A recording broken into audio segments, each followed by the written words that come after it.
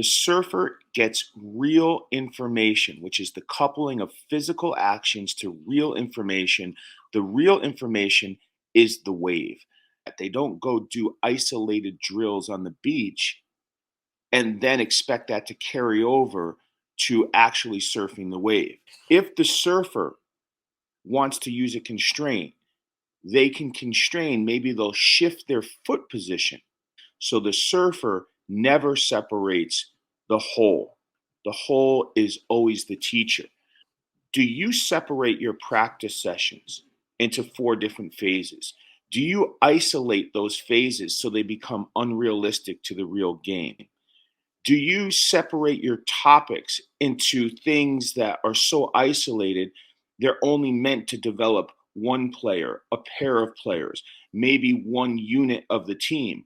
Well, what happens to the rest of the team for that training session? Is everybody able to pull out of practice what they individually need to get better? It's a massive question. We can debate what the whole actually is. Is the whole a 4v4 plus 4 rondo where there's 360-degree scanning and there's counter pressing? Or do you need to have counter goals to actually make that the whole? This is a lively debate, right? For me, you're exploiting time and space, and you're also shutting down time and space. So, in its own way, that is the whole. The whole is always greater than the parts, especially in the learning process for soccer. Is street soccer considered the whole? Is futsal considered the whole? Is cage soccer considered the whole? In my mind, yes, it is.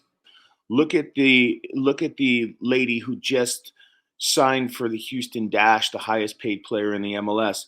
She said she did not have formalized training until she went to college. All she did was play in small sided and I would assume regular 11v11 scrimmage games with boys. No training, no coaching. And she developed. You have the proving grounds in London with 14% of all current English-born EPL players coming out of the proving grounds, which is, we'll call it the equivalent to like 24-hour futsal courts that are open. What does that say about coaches separating sessions, and is it overvalued? It's a really sensitive debate because when you start to say that maybe coaches aren't really as important to development overall, and then we get a lot of people who get upset. Coaches do not develop players. Players develop players. Players develop playing in small sided, playing in larger games, playing in beach soccer, playing cage soccer, playing futsal.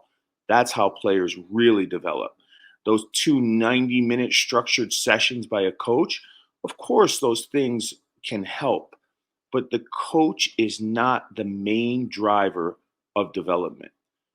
The coach can create really good, beneficial game representative training environments. And of course, the coach can guide and the coach can teach, but let's not overemphasize the role in development of a coach.